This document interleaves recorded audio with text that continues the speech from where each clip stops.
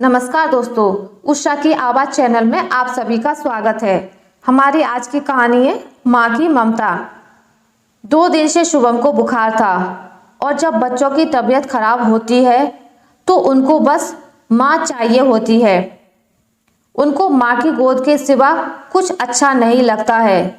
मेघा 2 दिन से शुभम को लेकर परेशान थी और आज सुबह से पति विनय को भी बुखार था। मेघा अपने कमरे में बेटे शुभम को लेकर बैठी ही थी कि सासू माँ की आवाज आई। बहू, ओ बहू, कहाँ चली गई? सास लता जी ने छत से आवाज लगाई।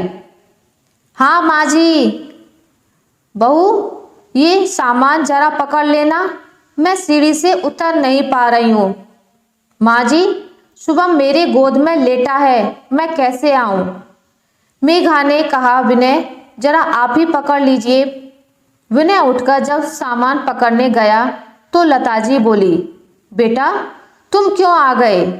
तुम्हें तो सुबह से बुखार चढ़ा था, बहू को भेज देते। माँ, अभी मेरा बुखार ठीक है, शुभम को फिर बुखार आ गया है, वो मेघा की गोदी में लेटा है। मेघा कैसे आती? विनय ने कहा। अरे तो उसे बिस्तर पर लिटा देती, उसे दिख नहीं रहा तुम्हें अभी इतनी तेज बुखार था? वो क्या समझेगी एक माँ का दर्द? लता जी ने गुस्से में कहा। ये सब बातें मेघा सुन रही थी, फिर भी उसने नजरअंदाज कर दिया क्योंकि अभी वो कोई बात का बतंगड़ नहीं बनाना चाहती थी। और उसका 2 साल का बेटा शुभम 2 दिन से बीमार भी था तो मेघा उस पर ध्यान देने में लग गई। थोड़ी देर बाद फिर लता जी मेघा पर चिल्लाते हुए बोली, बच्चे को लिटा दो, विनय के लिए हल्का खाना, खिचड़ी या दलिया कुछ बना कर दो, उसे दवा भी तो खानी होगी।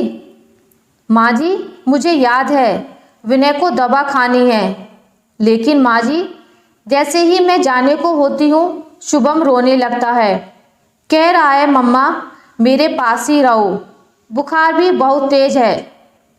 बुखार में बच्चे कहाँ माँ को छोड़ते हैं, गोद में ही रहना चाहते हैं। ये थोड़ा सो जाए तो मैं बना दूंगी, मेघा ने कहा। दवा खाने का समय निकल जाएगा तो बनाने से क्या फायदा? विनय इतनी तकलीफ में है, उसे समय पर नाश्ता दवा की जरूरत है और तुम्हें कोई फर्क ही नहीं पड़ रहा। पत्थर दिल हो क्या तुम? शुभम को किसी खिलौने या किसी चीज में बहला भी सकती हो, कुछ दे दो खेलने को और तुम जाओ और खाने के लिए कुछ बनाओ, लता जी ने मेघा से कहा। ये बात अब मेघा की बर्दाश्त से बाहर थी और वो बोल पड़ी, वाह सासू माँ, आपके बच्चे का दर्द दर्द और मेरे बच्चे का दर्द वो कुछ नहीं। आप भी माँ हैं, अपने बच्चे के लिए कितना परेशान हो रही हैं, तब भी आप मेरी भावना नहीं समझ रही। विनय तो बड़े हैं, वो तो थोड़ी तकलीफ बर्दाश्त भी कर सकते हैं, लेकिन शुभम तो बच्चा है, उसे तो अभी ठीक से बोलना तक नहीं आता। मेरे 2 साल के बेटे को बुखार इतनी तेज है, वो इतनी तकलीफ में है और मैं उसे यूं ही रोता हुआ छोड़कर आपके बेटे के लिए नाश्ता बनाने जाऊं?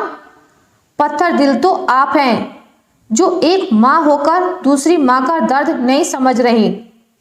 आप भी तो विनय के लिए कुछ बना सकती हैं और नहीं बना सकती तो इंतजार कीजिए, कुछ आराम होगा, जब शुभम सो जाएगा तो बना दूंगी।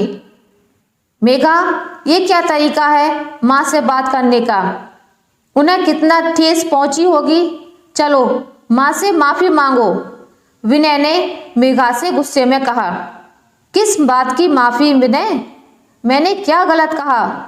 तुम्हें भी अपने बच्चे की फिक्र नहीं। सही है, वो माँ है, उन्हें ठेस लग सकती है और मैं भी तो माँ हूँ, मुझे भी उनके इस रवैये से ठेस पहुँचती है, मेघा ने कहा। मैंने तो सिर्फ अपना पक्ष रखा है, मैंने कोई गलती नहीं की जो मैं माफ़ी मांगूं। मेघा ने दृढ़ता से कहा। अगर वो माँ है तो उनको समझना चाहिए। आप तो बड़े हैं, लेकिन शुभम तो अभी बच्चा है। इस वक्त ज़्यादा केयर की ज़रूरत उसको है। विनय कुछ बोलने ही वाला था कि लता जी बहू की बात सुन बोल पड़ी।